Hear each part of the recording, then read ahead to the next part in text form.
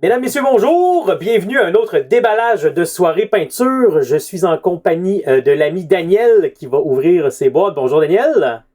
Hello, hello, ça va bien? Ça va bien toi? Yes, merci. Et de Le Corrigan que vous avez déjà vu dans une de nos entrevues sur Saga qui va venir nous accompagner dans ce déballage-là et nous parler du jeu Saga l'âge de chevalerie. Bonjour David, bonjour Le Corrigan. Allô, salut. Hello. Donc, Et Daniel. qu'est-ce qu'on a devant nous? Donc, le but un peu de cette vidéo-là, c'est de vous montrer qu'est-ce qu'on a acheté comme figurine pour l'âge de la chevalerie. Puis Daniel, aujourd'hui, va nous parler de la boîte Perry Miniature The English Army. Qu'est-ce qu'on a devant nous, Daniel? C'est English Army, 1415-1429, de Azincourt à Orléans. Donc, je suis pas un féru d'histoire, mais j'imagine Azincourt, c'est quand les Français ont perdu, puis Orléans, ça doit être une autre bataille. Quand les Anglais ont gagné, quand les Français ont gagné. Ah, bah ouais. Un peu ça, oui. Oui. Bon, Siège d'Orléans, Jeanne d'Arc. Oui! en passant, pour ceux qui nous écoutent, ça va être un cours d'histoire en même temps. Donc, c'est ça, 36 figurines. Donc, ici, on peut voir les Anglais. Donc, on va voir un petit peu ce qu'ils disent en arrière. Donc, Perry Miniatures, ça a été sculpté par Alan Perry. Ça, j'imagine, c'est un des frères Perry. Oui. Donc, là, on peut voir des archers et les men at arms. Ça, c'est comme des chevaliers à pied, c'est ça? Ouais, la traduction, ça serait homme d'armes. Mais Hommes c'est ça, d'armes. ouais, c'est des chevaliers à pied, ouais. Ok.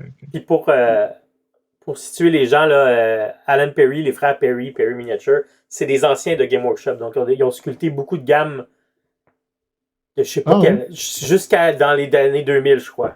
Ils sont partis dans les années 2000 pour fonder Perry Miniature. Nice, nice. Puis là, il donne une petite description de la boîte. L'armée anglaise at the height of Hundred Years' War, quand les English Bowmen ont dominé les champs de bataille en France. Donc Donc là, là, on a c'est ça. vraiment deux grandes batailles. Là, il y a la bataille de Crécy, où les Anglais...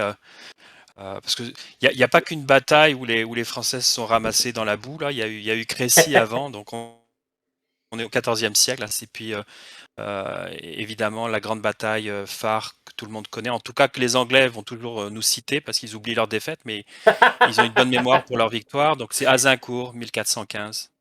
Ah là là. Ah, je pense qu'il va y avoir un petit peu de rent en même temps. On va faire un peu de bashing, bien sûr, pour une fois que c'est notre tour.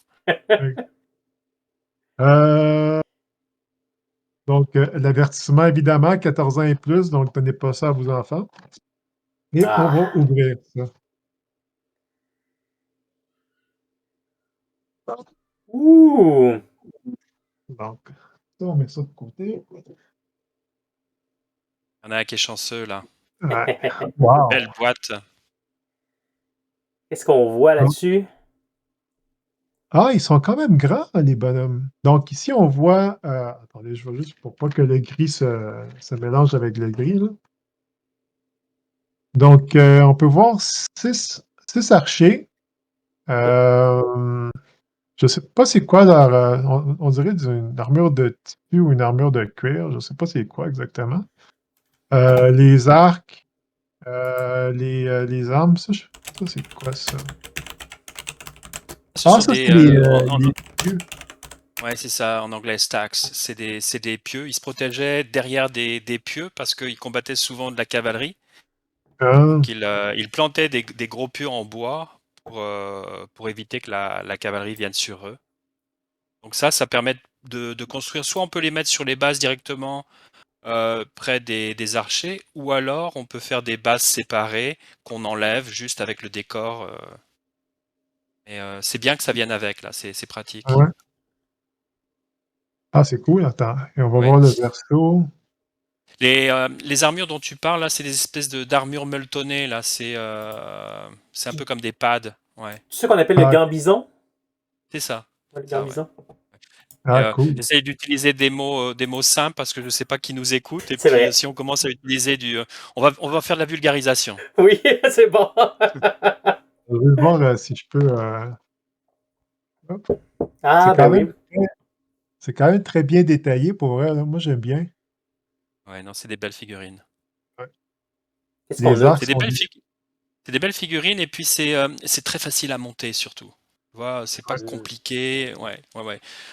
Grosso modo, pour un archer, là, tu vois, par exemple, tu as le corps, tu rajoutes une tête, tu as les deux bras, tu vas rajouter après une épée. Si tu regardes le détail, là, tu dois avoir les épées qui sont Si, à les petites découper. épées. Ouais, c'est ça, donc tu peux rajouter, t'es pas obligé. Hmm. Et puis voilà, ta figurine, elle est prête. Ce que je vois pas, c'est c'est pas identifié, hein? Qu'est-ce qui n'est pas Non, identifié? Les, ben, comme par exemple, Games Workshop et Victrix, par exemple, tu peux avoir genre, ah, ça c'est le bras A1 Hmm. ou la pièce des codes, B4 oui, oui, qui va oui. avec. Là, là-dessus, c'est pas. Ben, quoi qu'en même temps, le, le- le- La grappe. la grappe est petite, donc j'imagine que c'est. Vu que C'est ça, Daniel. Ouais. l'uniforme, Tu vas avoir par exemple, si on prend à gauche, là, tu as un marteau. Alors, un marteau, normalement, tu vois, par exemple, le marteau, il vient avec un bras juste à droite, dans le coin gauche de ta grappe. Ouais, ouais, ouais.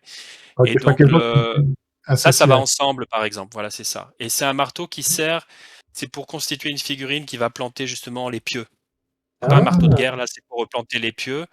Et juste en dessous, tu as un arc et tu as un bras qui tire, donc ça va OK. ensemble. Donc c'est comme ça qu'il faut comprendre la grappe. OK, fait que à chaque rectangle, tu vas avoir la pièce associée, sauf quand tu vois les Exactement. Ouais. placés. OK, OK. Donc je te conseille de découper ça au fur et à mesure ensemble ou de les mettre séparément par Mmh. paire. Ouais, ouais. Ouais. Bon, après, tu pourras faire des conversions et puis des choses comme ça, évidemment, mais c'est déjà une façon de moins se mêler. OK. Ça a l'air de quoi en termes de ligne de moulage? Honnêtement, il y en a pas. Ah, il y en a un petit peu ici. Mais sur les figurines en tant que telles, il y en a pas. OK. Il y en a Ouais, pas. non, il y a pas. J'ai passé mon week-end à monter des figurines. Il y a très très peu de lignes de Ah, moulage. Les quelques lignes de moulage, là, on voit par exemple au centre à gauche de la grappe, là, de ce que tu tiens. Tu vois par exemple à l'extrémité de l'arc, il y a des petites boules. ouais, des blobs, Donc des ça, c'est à extraits de. découper. Ouais, Ah. Mais sinon, c'est très propre comme grappe. Ouais. Il y a très ouais. très peu de travail de nettoyage à faire. Agréablement surpris. Donc, ici, donc, les grappes d'archer,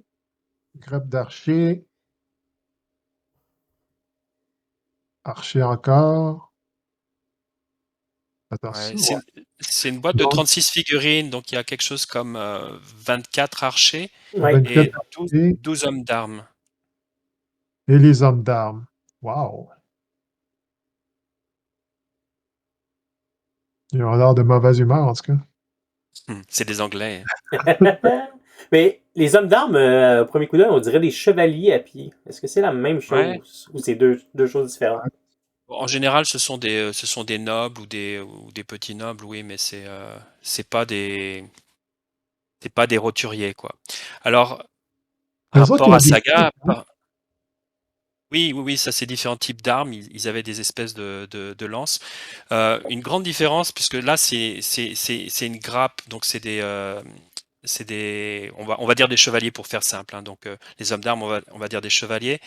On est au 15e siècle, début 15e siècle, et donc on change un petit peu cette vision que l'on peut avoir, par exemple, pour les croisades où ils avaient des épées et des boucliers. Là, on est plus sur des tanks, hein. C'est des armures lourdes avec des Mhm. armes lourdes. Donc, ils ont des marteaux de combat à deux mains, ils ont des espèces de lances à deux mains.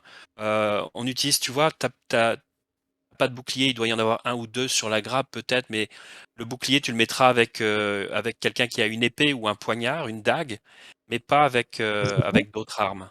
Ouais, c'est un petit Ouais, c'est bouclier ça, ouais. carré, ouais. Ouais, C'est pas ouais. comme on voit souvent dans les films de Non, c'est chevaliers, ça, hein. l'écu. Ouais. Donc ça Là, va on est. où, en fin de compte? Ça va Bah, sur ça, le tu le bras mets. ou...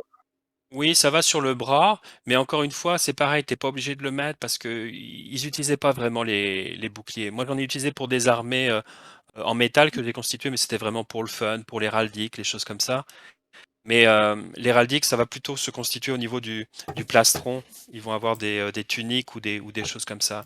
Mais c'est des tanks, les gars, hein. Ouais. Il y a un film, il y a des films qui sont super. Je crois que sur Netflix, il y a The King. Je sais Oui. pas si vous l'avez Ouais, vu. c'est Oui. vrai, oui. Bon ben, on voit un peu comment ils se déplacent, hein, et comment ils se battent. Ils ont pas des boucliers, ils ont des armes à deux mains, des épées, mais ils ont pas ce genre de choses. Parce que c'est Non, pour Ils ça ont l'air méchants, oui. qu'ils utilisent principalement des... Parce que là, de ce que je vois, on dirait que c'est principalement des armes à deux mains. Ouais. Donc, des haches à deux mains, des pics. Est-ce que des marteaux, des haches? Ah ben ça, c'est une épée normale. Fait que... Des grosses haches à deux mains aussi. Ils ont l'air méchants parce que justement là, ils vont au corps à corps là, tu sais. ouais, ils se pompent, ils s'animent. si je me souviens bien, ce que j'avais lu, c'est que justement les grosses armes lourdes, c'est pour soit casser l'armure avec la hache ou étouffer l'adversaire en tapant dans l'armure. Sinon, des fois, ils avaient des petites des dagues qui servaient à aller entre les joints de l'armure pour Ouais, percer. ouais. Il y a un truc qui est intéressant aussi à cette époque, c'est le but. C'est un peu comme, je sais pas si vous connaissez un conflit qui se passe au siècle suivant entre les conquistadors et les Aztèques, hein. Mhm. Ou par exemple, ben, plus ici avec les Premières Nations en Amérique du Nord, le but c'était pas vraiment de tuer l'adversaire, on cherchait à capturer, parce qu'une capture ça pouvait valoir beaucoup d'or, Mm. c'était une rançon à la clé. Donc beaucoup d'armes par exemple comme des marteaux, des choses comme ça peut être aussi c'est contendant, tu sais, c'est pour sonner l'adversaire. On cherche pas forcément à tuer l'adversaire. Ah. Ouais, OK. Fait que c'est 12 bonhommes. Il n'y a pas beaucoup de... Même chose que pour les archers, il n'y a pas beaucoup de... En fait, il y en a, j'en vois vraiment pas. Des, Ok. des petites... des flashs, excusez-moi, des moulures, des moulages. Ligne de moulure, ouais. Ligne de moulage. Ouais, il n'y en a pas beaucoup. Non, Non, c'est des. c'est des belles figurines. Ouais. Par contre, je trouve que 12, il me semble que c'est pas beaucoup. Et, Euh, en termes de saga, par exemple, je donc peux faire 8 guerriers, ou non, ça, c'est des Earth Guards. C'est comment? Ah, Ce serait des gardes, alors en théorie. ouais, regarde. la boîte à l'origine, c'est une boîte pour constituer des Anglais. Et la bonne nouvelle, c'est qu'avec cette boîte-là, on a 36 figurines, il y a 12 hommes d'armes, donc 12 figurines qui peuvent potentiellement faire ce qu'on appelle la saga des gardes, donc l'élite, hein, de l'armée. Hmm. Donc on peut faire facilement 3 points. Saga, ça se joue, pour ceux qui connaissent pas, ça se joue à peu près à 6 points. Donc là, Mhm. on a 3 points avec l'élite. Et les Anglais, à Saga, c'est une armée professionnelle.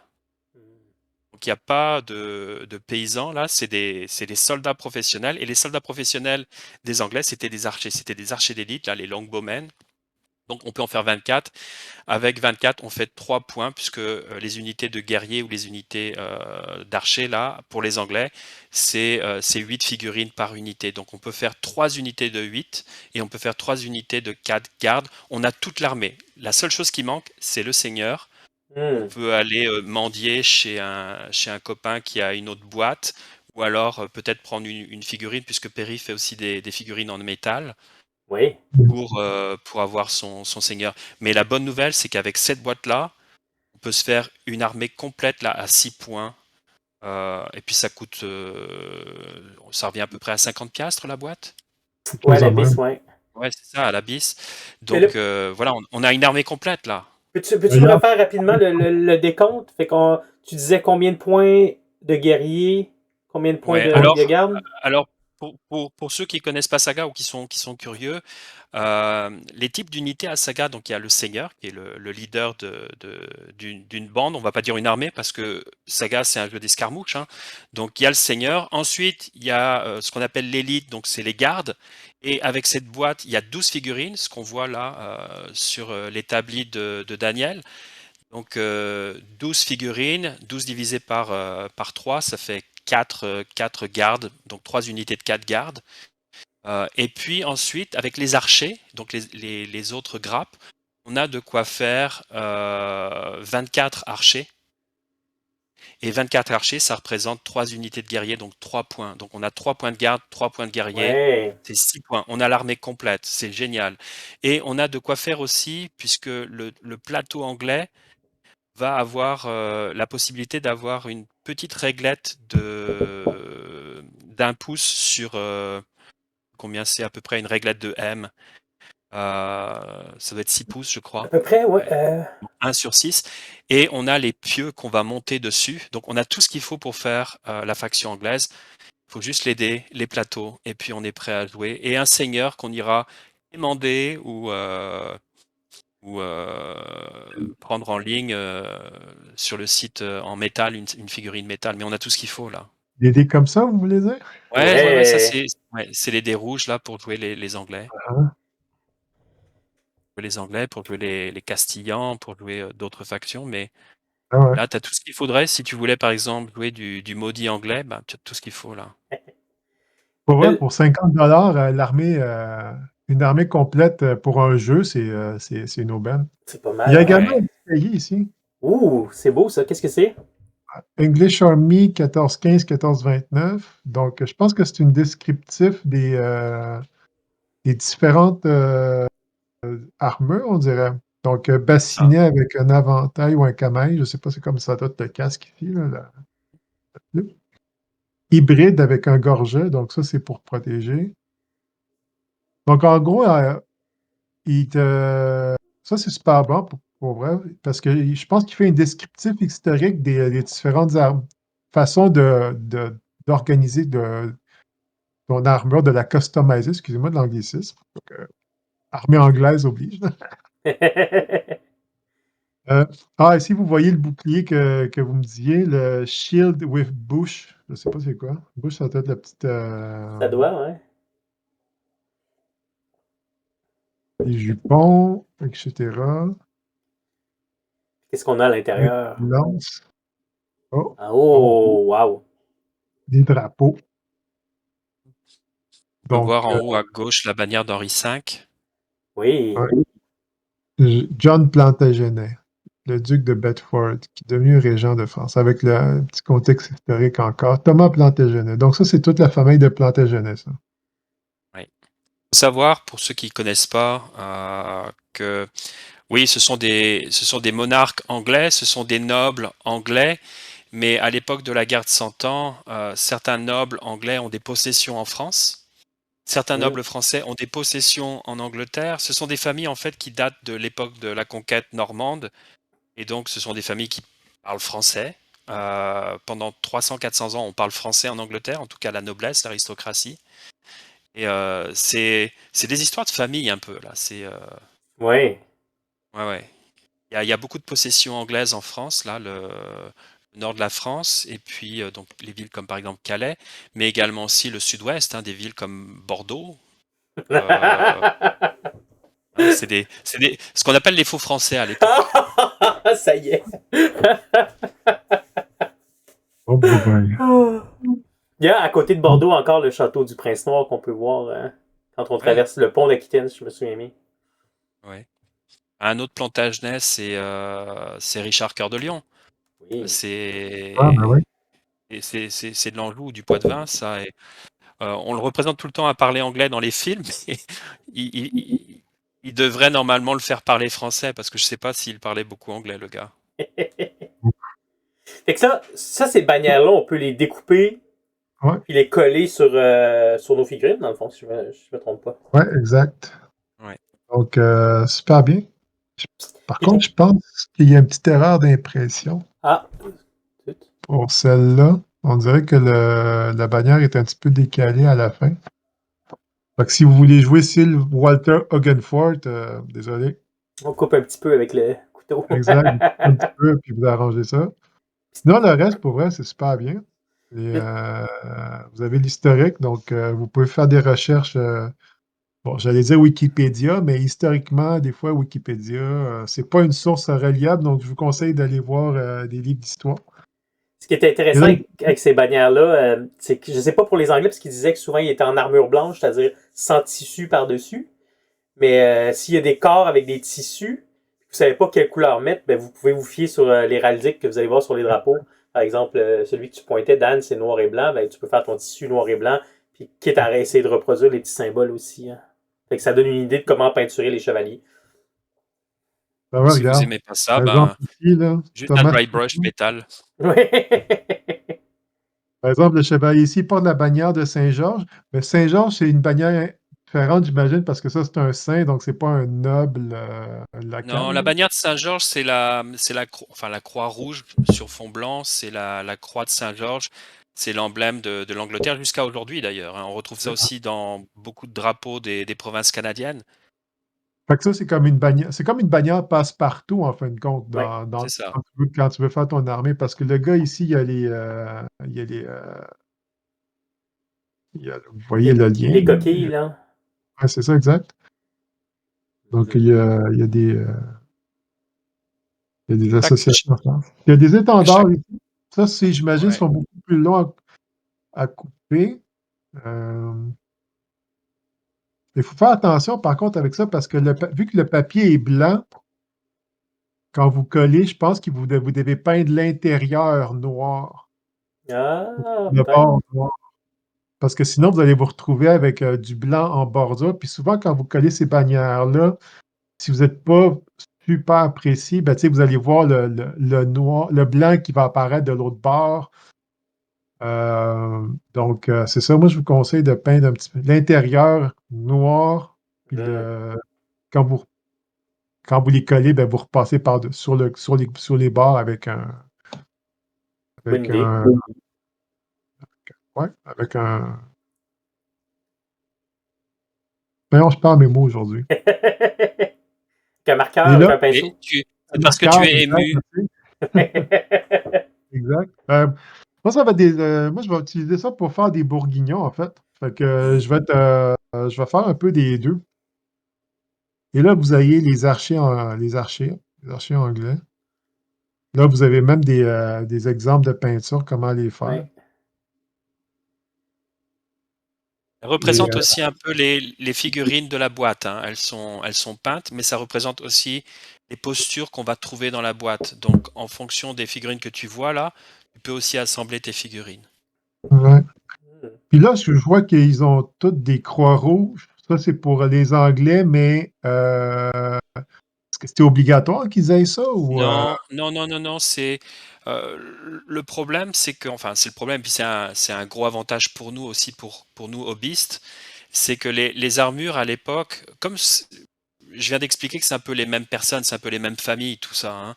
C'est Mhm. anglais, c'est français, il y a des Bourguignons, il y a des Bretons, il y a des Gascons, mais les nobles, c'est un peu la même chose.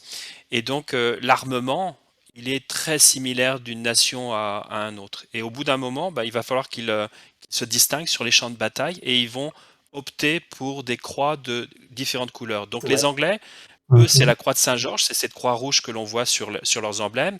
Et les hommes d'armes, si tu regardes par exemple les figurines, les grappes de 6 hommes d'armes, ils ont une sorte de petite plaque sur le côté gauche, juste au-dessus du cœur. Tu le verras peut-être au niveau des bras. Certains bras, tu vois qu'il y a une sorte de petite. Ouais, c'est ça.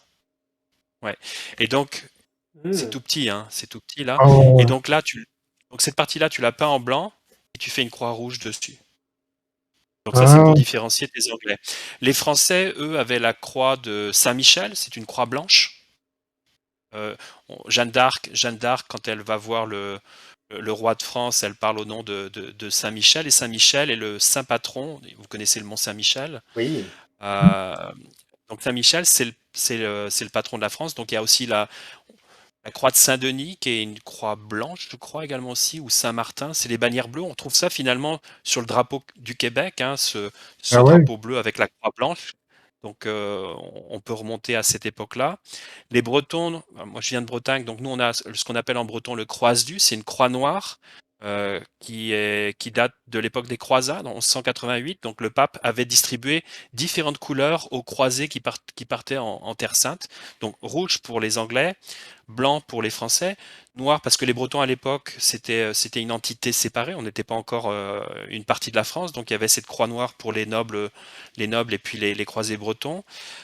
Pour les Bourguignons, on verra tout à l'heure, c'est une croix rouge de Saint-André, donc une croix un peu comme sur le drapeau écossais. Les Écossais ont aussi la croix de Saint-André, c'est une croix blanche sur fond bleu, et les Bourguignons, c'est une croix rouge Ben, qu'on retrouve encore dans l'héraldique de certains pays d'Europe. Ouais.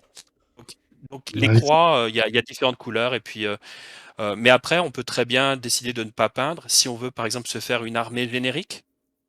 Pour jouer différentes factions, là, c'est une bonne solution également aussi de ne pas trop détailler ces figurines. ok, ok, ok. Nice. Et on a les bases. Ouais, Alors, ça, tu oublies. Ouais, hein? c'est pas des bases d'escarmouches, ça. Non, Non, non, non. faut faire des Je dirais que c'est un peu le moins. Je dirais que c'est autant la boîte est super, autant ça c'est le moins parce que c'est plus pour jouer à d'autres jeux, des jeux de masse ou des choses comme ça. Hmm. Donc c'est pas très utile pour Saga. Est-ce que tu peux pas faire C'est pas. utiliser les petites bases longues, peut-être en mettant deux, pour faire tes pieux? Le problème, c'est que pour les pieux, si tu joues à Saga, c'est une réglette d'un pouce sur. Donc un pouce, c'est à peu près 2,5 cm, 25 Ah, millimètres. ouais. Là, les bases rectangulaires qu'on voit, c'est du 20 millimètres sur 40 millimètres. Hmm, C'est trop petit. ok. Et les autres, je crois que c'est du 40 sur 6. Ouais, c'est ça, ça doit être 40 sur 6. Donc elles sont pas du tout utiles. Donc moi, généralement, quand j'ai des bases comme ça, je les donne à des gens qui font plutôt des jeux avec Ouais, des armées napoléoniennes ou des choses comme ça sur des grosses échelles. ouais. Ça, c'est pas utilisable pour nous, pour Saga. Ben, ça, c'est Non. une base de Victrix. Oui. Euh, donc, ça va aller là. C'est ce qu'il faut. Ouais.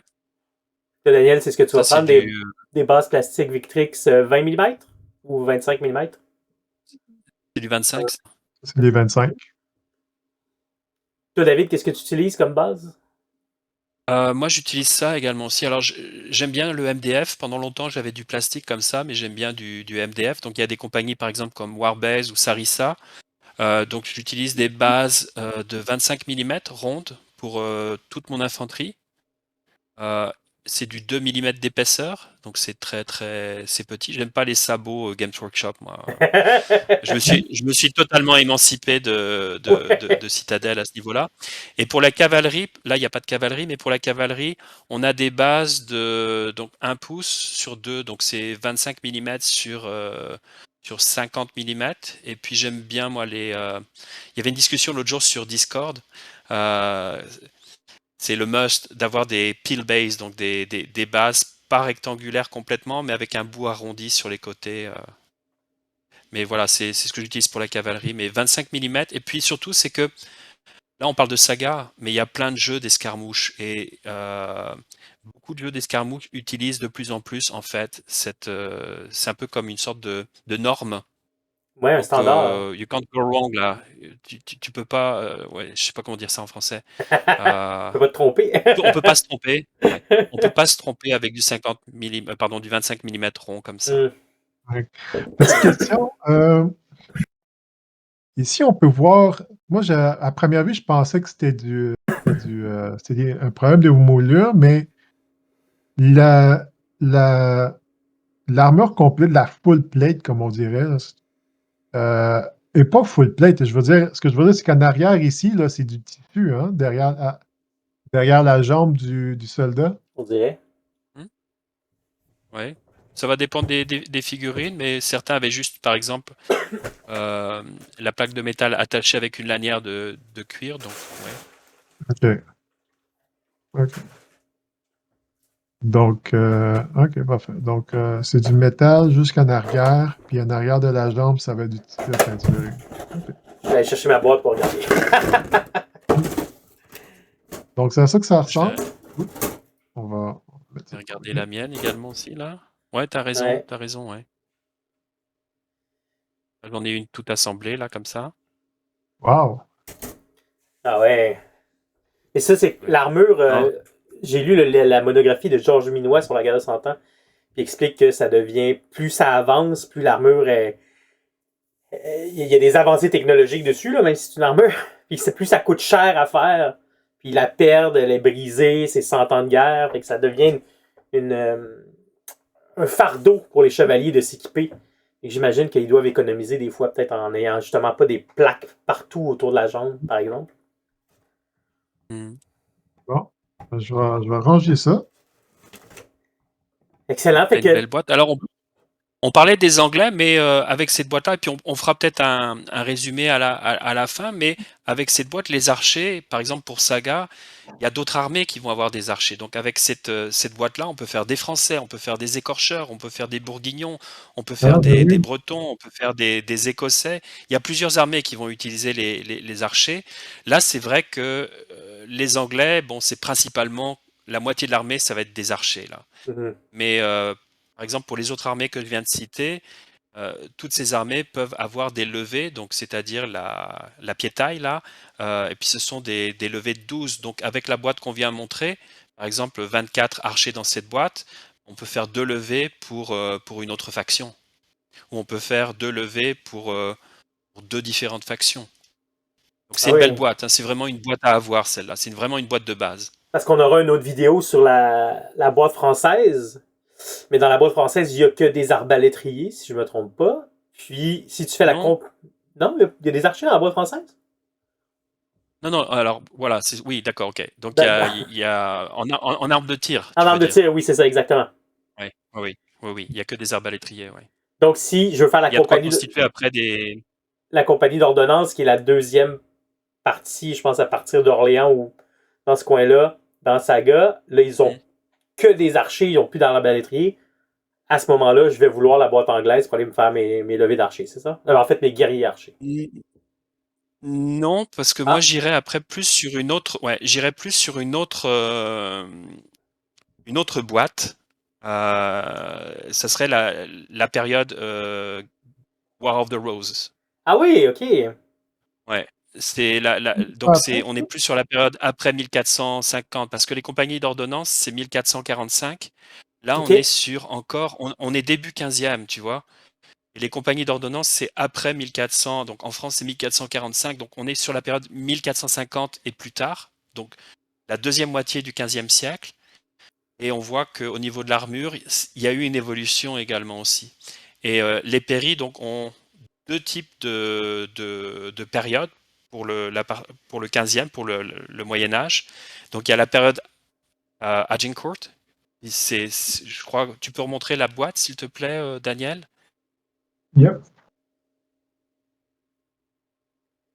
Tu Ouais. vois, par exemple, ici, on voit que c'est vraiment, il précise, hein, il y a marqué Ah, Agincourt, ouais, Agincourt to Orléans, c'est ça, 1415-1429. Donc on est encore dans la première partie du 15e. Mais les autres boîtes, la guerre des Deux Roses, là on est donc après 1450. Et ça correspond en fait aux armées d'ordonnance. Les armées d'ordonnance en France, c'est 1445 et quelque chose comme 1470 pour les Bourguignons. Et Ok. question pour les néophytes. Ça veut dire quoi, compagnie d'ordonnance en termes militaires, là? C'est plus des Expliquez, professionnels? David? Ben, si je me souviens, tu me corrigeras si je me trompe, c'est du moment où Charles VII décide de professionnaliser l'armée puis de la maintenir. Parce qu'avant, ce qu'ils font, c'est qu'ils font appel à leurs vassaux qui montent des armées, puis ça se défait, elle est Quand ils veulent. cassée. Hein? Quand ils voulaient bien. Quand ils le voulaient bien déjà. Puis c'est cassé Oui. quand la campagne est finie. Là, ils veulent garder sur pied des compagnies. Ils appellent ça des compagnies d'ordonnance, puis ça va être l'armée professionnelle. Puis Mhm. comme David l'a noté plus tôt, comme c'est Ouais, des c'est armées ça. professionnelles, il n'y C'est a plus vraiment de le début. levée en termes de saga. On est vraiment sur le début en fait des armées professionnelles. Alors les premiers, ben, ça va être comme tu viens de dire, David, donc les Français. Et puis les Bourguignons vont suivre, donc un peu plus tard, vers 1470, quelque chose comme ça, si je me souviens bien. Et ils vont copier un peu ce modèle également aussi. Et puis je crois que le reste de l'Europe va suivre progressivement aussi ce type de modèle. Ça évite d'avoir justement en période d'accalmie, en période de... Parce que la guerre de 100 ans, ben, il y a eu différentes phases et puis il y avait des périodes de calme. Puis pendant les périodes de calme, ben, toutes ces armées qui étaient recrutées, des mercenaires, etc., ça pillait, ça tuait, ça massacrait, ça vivait en fait sur le dos du pays. Et c'était pas une solution pour les rois, pour les ducs. Donc c'était important d'avoir cette armée professionnelle sous la main et de continuer à les payer même en temps de paix. Et là, on a des archers et des arbalétriers. Ouais. Je crois que c'est des archers pour les armées d'ordonnance. Il y a plus d'arbalétriers. Du moins dans Saga, non, il n'y a plus d'arbalétriers. Ouais. Fait que Daniel, toi, tu comptais faire des bourguignons avec cette boîte? Ouais. Je vais être franc, j'avais pas trop une idée de qu'est-ce que je voulais faire, mais je voulais vraiment faire quelque chose.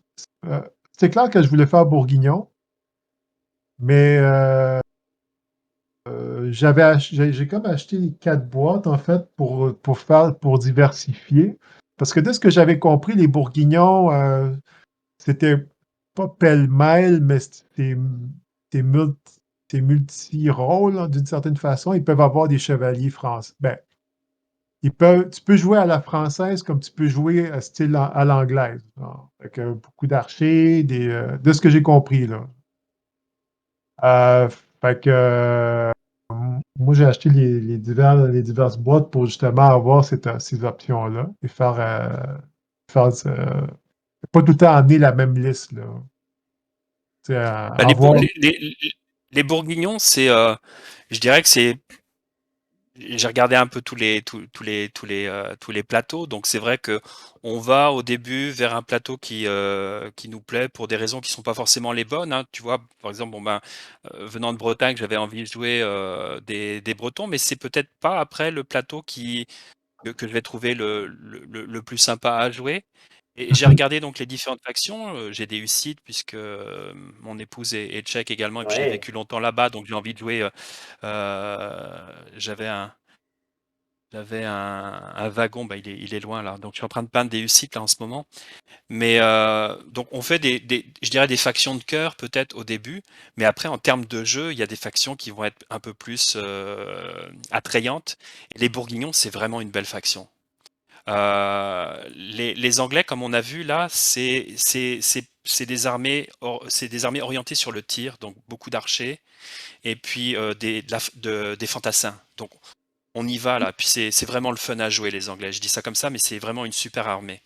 Mais les Bourguignons, ce qui est chouette, c'est que c'est un mélange entre les Français et les Anglais. Donc on a des capacités de tir qui sont dégueulasses pour l'adversaire, qui sont vraiment super. Ouais. Donc il faut du tir. Et puis les Bourguignons, ils peuvent avoir des arbalétriers et des archers. Donc on peut aussi bien se faire une unité d'arbalétriers comme on peut se faire une unité d'archers, alors que les Anglais, c'est que des archers. Donc si on a envie d'avoir un petit peu de diversité, les Bourguignons, c'est sympa. Et puis après, c'est aussi, ça se déplace vite. Donc avoir de la cavalerie, c'est aussi un plus pour les Bourguignons. Moi, si je faisais une armée de Bourguignons, j'aimerais avoir quelque chose comme 6 gardes à cheval, peut-être 6 gardes à pied, ça fait 3 points. Je me mettrais deux unités de levée, une avec des archers et puis avec des arbalétriers. Et puis je me ferais un petit peu de réserve à pied, là, éventuellement. Avoir peut-être un canon aussi, ça peut être cool. Ouais, Ouais. exactement, Ouais. ouais. Mais Et, notre ami Eric m'en avait. Attends, c'est Eric? Eric, ouais.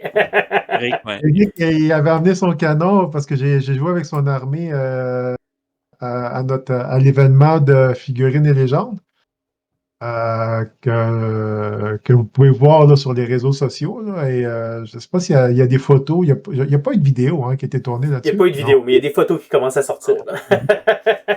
Ouais. Puis justement, il m'avait prêté son armée pour que je découvre un petit peu l'âge de la chevalerie. Et il y avait son canon. Et c'est un mercenaire, hein? Fait que j'avais pas trop catché le système, mais je pense que tu peux pas lui donner des ordres ou des dés d'activation. Tu peux pas utiliser d'habilité avec lui, de ce que je comprends.